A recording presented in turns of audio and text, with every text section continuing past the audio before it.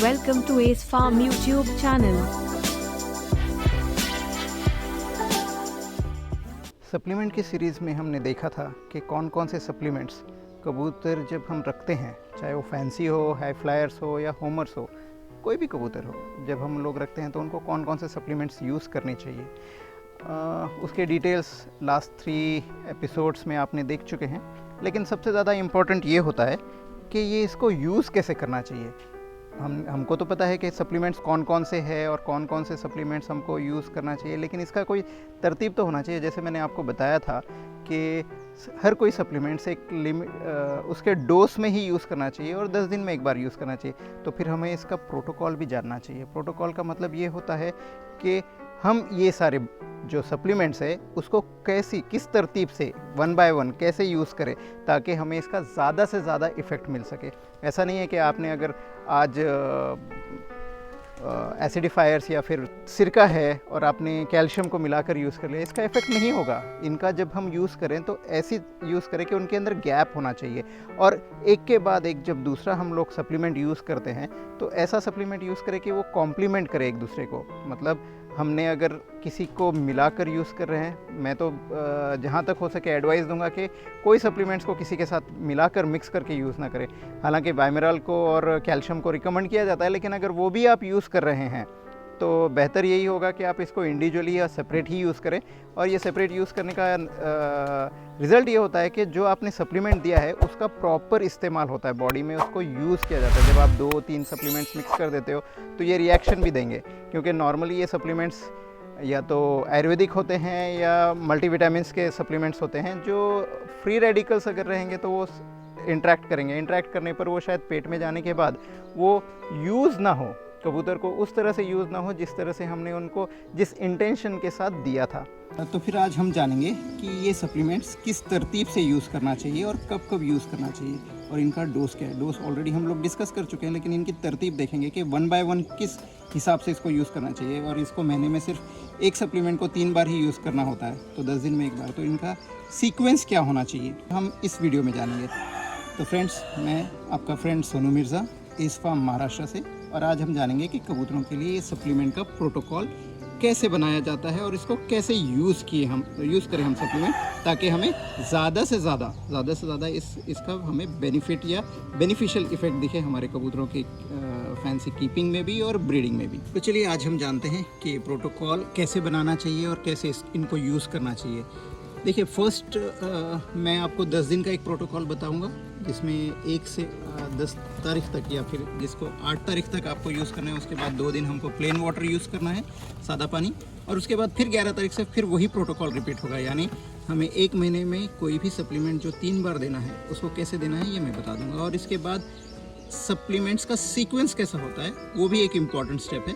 ये मेरी तरफ से दिया गया एक गाइडलाइन है जो हम लोग फार्म पर यूज़ करते हैं। आप इसमें आगे पीछे कर सकते हो, लेकिन जहाँ तक हो सके इसको यही सीक्वेंस के साथ यूज़ करें, क्योंकि इसके बाद हर एक सीक्वेंस में एक लॉजिकल स्टेप दिया गया है, जिसकी वजह से उसका यूज़, उसका बेनिफिट बेटर रहेगा। ठीक है, तो जब 1 तारीख हो जाएगी या महीने की 1 तारीख है, फर्स्ट डेट है, तो हम लोगों को स्टार्ट करना चाहिए हमेशा ऐसी चीज़ से जिससे कबूतरों के अंदर इम्यूनिटी बढ़े मीन्स वो हेल्दी रह सके और इम्यूनिटी बढ़ सके। जैसा कि लास्ट वीडियो में हमने डिस्कस किया था कि नेचुरल इम्यूनिटी एनहांसर के लिए हम लोग यूज़ कर सकते हैं गार्लिक, यानी लहसुन जिसको कहते हैं कॉमन लैंग्वेज में, गार्लिक या लहसुन। इसको आपको 1 महीने की 1 तारीख के दिन यूज़ करना है।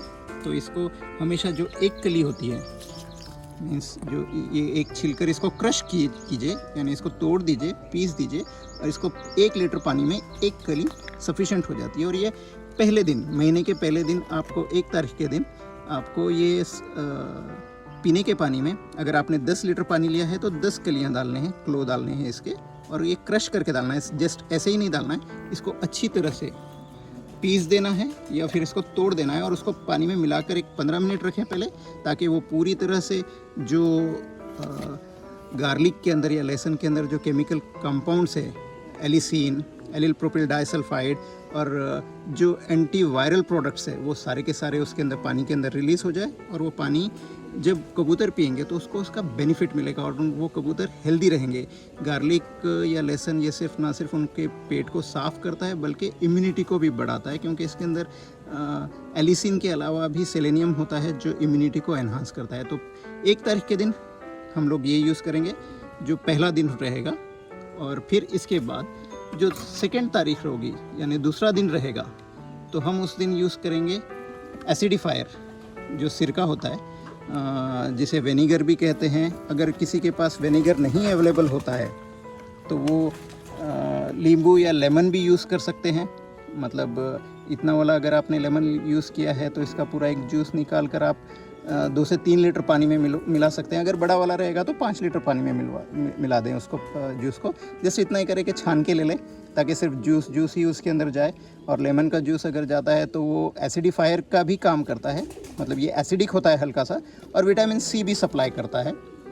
नहीं तो आप विनेगर भी यूज़ कर सकते हो। बहुत सारे लोग, जैसे लास्ट वीडियो में भी हमने डिस्कस किया था कि वो एप्पल साइडर विनेगर यूज़ करना प्रीफर करते हैं, लेकिन जहाँ तक हो सके एप्पल साइडर विनेगर काफ़ी कॉस्टली आता है। विनेगर है क्योंकि इसको हम यूज़ करते हैं सिर्फ इसकी एसिटिक एसिड की वजह से। विनेगर में जो होता है वो एसिटिक एसिड होता है, तो उसी की वजह से हम लोग यूज़ करते हैं। तो उसके लिए ऐसा कोई ज़रूरी नहीं है कि एप्पल साइडर विनेगर ही यूज़ करें, क्योंकि ये फ़ॉरेन के जो फैंसीयर्स है वहाँ पर दूसरा कोई और विनेगर, नेचुरल विनेगर नहीं मिलता है। लेकिन इंडिया में हमारे पास हमको मतलब कुदरत की तरफ से दिया गया एक ब्लेसिंग है कि हमारे पास बहुत सारे फ्रूट्स का विनेगर मिलता है, चाहे जामुन हो या फिर गन्ने का भी सिरका आ जाता है। आप कोई भी फ्रूट का विनेगर आप यूज़ करें। मार्केट में जो केमिकली प्रिपेयर्ड विनेगर होता है उसको अवॉइड करें, काफ़ी ज़्यादा कॉन्सेंट्रेटेड होता है।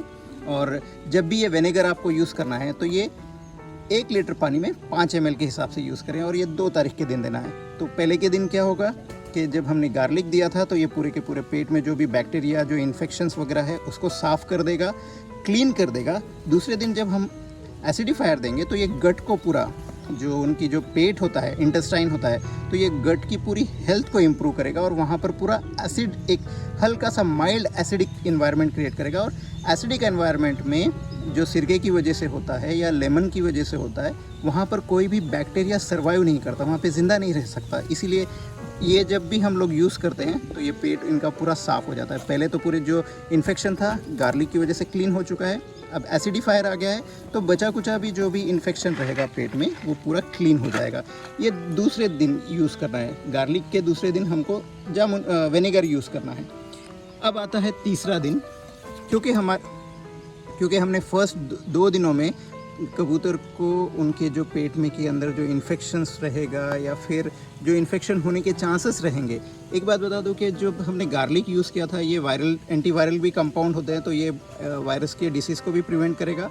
और जब हमने सिरका यूज़ किया है वो जो ट्राइकोमोनाट्स हो जाते हैं, मतलब हमेशा ब्रीडिंग में आपने देखा होगा कि कबूतर में एक बच्चा बड़ा होता है, एक बच्चा छोटा रह जाता है, मुंह में कपासी आ जाती है, तो वो ऐसी सारी चीज़ों को ये लेमन या नींबू या फिर सिरका जो होता है वो प्रिवेंट करेगा।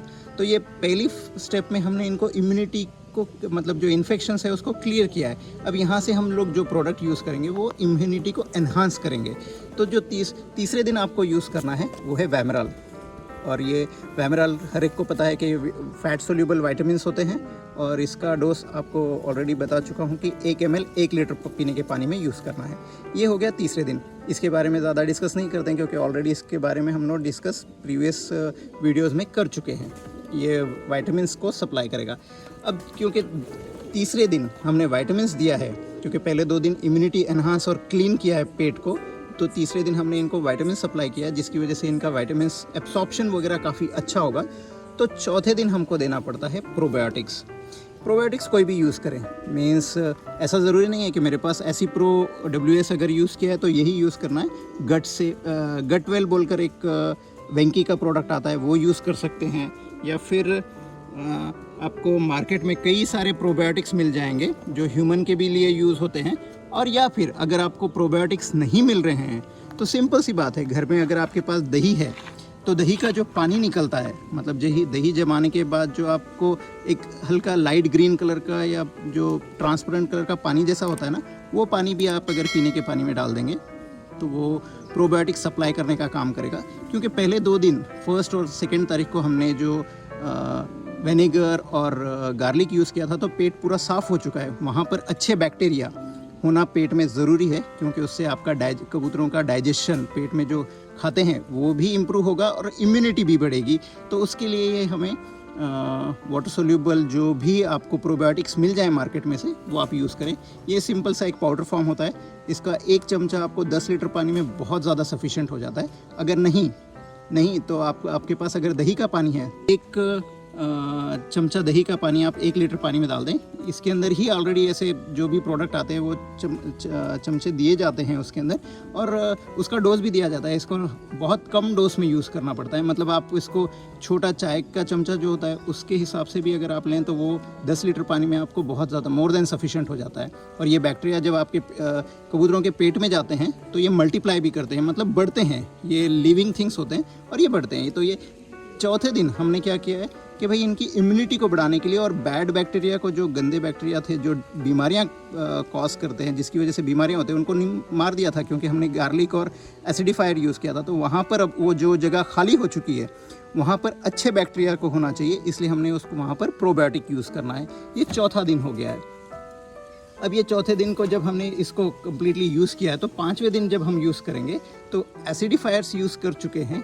उसके बाद हमने विटामिन्स भी सप्लाई किया है और प्रोबायोटिक्स यूज़ किए। अब यहाँ से जो हमको सप्लीमेंट्स देना है वो हम देंगे मेरिकेल या कैल्शियम, जहाँ तक हो सके maximum fanciers Austro calcium use करते हैं, या ऐसा वाला कैल्शियम यूज़ करते हैं जो गाय भैंसों के लिए ही बना हुआ होता है, जिसमें आप अगर पानी में डाल दो तो वाइट कलर चौकी पाउडर रह जाता है और वो नीचे बैठ जाता है। जब कबूतर पानी पीता है तो वो छोड़कर ही पानी पीता है। तो जस्ट फैंसियर को दिल के अंदर तसल्ली होती है कि भाई हमने कैल्शियम दिया है, लेकिन बर्ड्स को एक्चुअल में कैल्शियम नहीं मिलता है।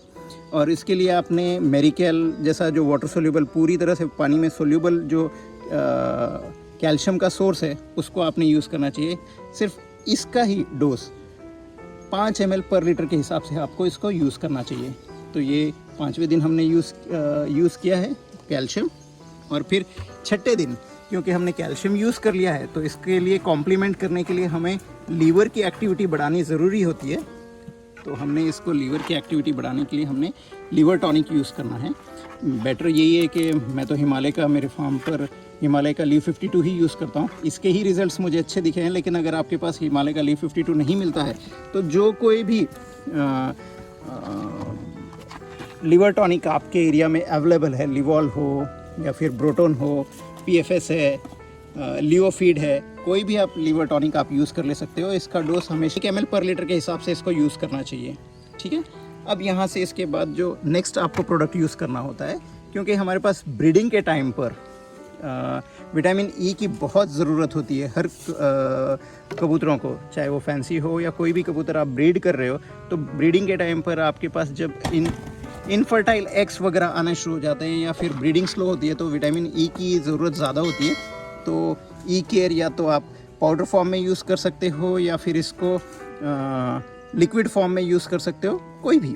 अगर लिक्विड फॉर्म में यूज़ कर रहे हो तो 2 ml आपको 10 लीटर पानी में देना है। अगर पाउडर फॉर्म यूज़ कर रहे हो तो 1 ग्राम आपको 1 लीटर पानी में यूज़ करना है। और ये डोज के हिसाब से आप अगर यूज़ करोगे तो ये, क्योंकि ई केयर में विटामिन ई भी होता है और सेलेनियम भी होता है, तो ये इम्यूनिटी को भी बढ़ाता है और साथ ही साथ ब्रीडिंग के लिए भी बहुत ज़्यादा इंपॉर्टेंट होता है, क्योंकि इसकी कमी की वजह से इनफर्टाइल एग आना या स्लो ब्रीडिंग करना भी कॉमन सी बात होती है। अब नेक्स्ट जो लास्ट हमारा सप्लीमेंट रहेगा 8वें दिन जब हम लोग यूज़ करेंगे तो वो होता है ग्रोवीप्लेक्स यानी B complex. B complex breeding में भी यूज़ होता है, पर्टिकुलरली जब ये बच्चे रहेंगे कबूतर के, जब बड़े होते रहेंगे तो उनको बी कॉम्प्लेक्स की ज़्यादा ज़रूरत होती है और बी कॉम्प्लेक्स की वजह से उनकी ग्रोथ अच्छी होती है। ग्रोवीप्लेक्स भी आप जब भी यूज़ करें तो ये 8वें दिन यूज़ करना है हमको, और ग्रोवीप्लेक्स आपको 1 ml पर लीटर के हिसाब से ही यूज़ करना है। तो ये आप जब भी, ये 8 दिन का प्रोटोकॉल हो चुका है, मतलब स्टार्ट हमने किया था गार्लिक से या लहसुन से और एंड पे हम कर रहे हैं ग्रोवीप्लेक्स से। और 9वां और 10वां दिन जो होता है उसको हमें वैकेंट रखना है, प्लेन पीने का पानी देना है। और 11 तारीख से सेम जो पहले दिन आपने जो यूज़ किया था, मतलब 11 तारीख के दिन फिर से आपने लहसुन यूज़ करेंगे, 12 तारीख के दिन आप नींबू का रस या फिर सिरका यूज़ करेंगे, 13 तारीख के दिन आप उसको वाइमराल देंगे, 14 तारीख के दिन आप उसको प्रोबायोटिक्स देंगे, 15 के दिन आप उसको कैल्शियम, 16 तारीख के दिन आप उसको लिवर टॉनिक और 17 तारीख के दिन आप उसको EK और 18 तारीख के दिन आपको ग्रोवीप्लेक्स। फिर 19 और 20 तारीख के दिन फिर गैप रहेगा, gap in the sense that सिर्फ प्लेन वाटर है। फिर 21 तारीख के दिन से फिर यही रिपीट होगा, यानी जो भी हम लोग सप्लीमेंट दे रहे हैं वो महीने में जो 3 बार देने का जो हमारा प्रोटोकॉल होता है उसको फॉलो हम कर रहे हैं। तो इस तरीके से आपका पूरा 1 महीने का प्रोटोकॉल कंप्लीट होता है। लेकिन हमेशा याद रखें कि सिर्फ और सिर्फ ये सप्लीमेंट का ही प्रोटोकॉल फॉलो करना ज़रूरी नहीं होता है। इसके साथ साथ आपको अच्छी तरह से फीड भी देना होता है जो कि बैलेंस्ड हुआ तो काफ़ी रिक्वेस्ट आ चुकी हैं फीड के ऊपर वीडियो बनाने के लिए। मैं उसके ऊपर भी आपको नेक्स्ट आने वाले कुछ दिनों के अंदर वीडियो डाल दूंगा। और इसके साथ होता है इम्पॉर्टेंट ग्रिड प्रोवाइड करना, क्योंकि सप्लीमेंट्स को ग्रिड के साथ कंपेयर नहीं किया जा सकता। ग्रिड का काम अलग है, सप्लीमेंट्स का काम अलग है। सप्लीमेंट्स जो बॉडी को रिक्वायर्ड क्वांटिटी में जो विटामिन्स मिनरल्स वगैरह होते हैं वो प्रोवाइड करने के लिए होता है, लेकिन कोई सप्लीमेंट में मिनरल्स नहीं हम लोग प्रोवाइड करते हैं। और ग्रिड के अंदर ऐसा होता है कि ग्रिड डाइजेशन के लिए भी हेल्प करता है और खाना हजम होने की वजह से ग्रिड अगर आप देंगे तो ये सप्लीमेंट्स का असर भी बहुत अच्छे से होता है, क्योंकि ग्रिड पेट पूरा साफ़ करेगा, डाइजेशन में हेल्प करेगा। तो जब पेट क्लीन रहेगा या उनका जो गट है वो उसकी हेल्थ अच्छी रहेगी तो जितने भी आप सप्लीमेंट दोगे उन्हें तो वो सप्लीमेंट्स को अच्छे से एब्जॉर्ब कर सकेगी बॉडी और उसका रिजल्ट्स आपको अच्छे आएंगे। तो ऐसी कंडीशन में आपको ग्रिड कंटिन्यूसली देना है और सप्लीमेंट ये महीने में कोई भी एक सप्लीमेंट महीने में 3 बार देना है, इससे ज़्यादा बार नहीं देना है। मैंने कई बार देखा है कि फैंसियर्स के पास ज़्यादा यूज़ करने की वजह से निगेटिव इफ़ेक्ट दिखने को मिले हैं, ना कि कम यूज़ करने पर। तो बेहतर है कि इसको रिकमेंडेड क्वांटिटी में ही यूज़ करें। ज़्यादा यूज़ करने पर इसके अच्छे रिज़ल्ट नहीं, आपको निगेटिव रिज़ल्ट मिल सकते हैं। तो फ्रेंड्स, मुझे लगता है आपको ये प्रोटोकॉल समझ में आ चुका होगा कि आपको कबूतरों के लिए प्रोटोकॉल्स जब हम सप्लीमेंट्स यूज़ करते हैं ग्रिड के साथ तो कैसे यूज़ करना चाहिए और इनका किस सीक्वेंस से इनको यूज़ करना चाहिए। आई होप ये आपको नॉलेज काफ़ी इन्फॉर्मेटिव लगी होगी। अगर आपको ये अच्छा लगा तो ज़रूर अपने फ्रेंड्स के साथ शेयर करें और चैनल को सब्सक्राइब करें और कमेंट करना ना भूलें। Thank you.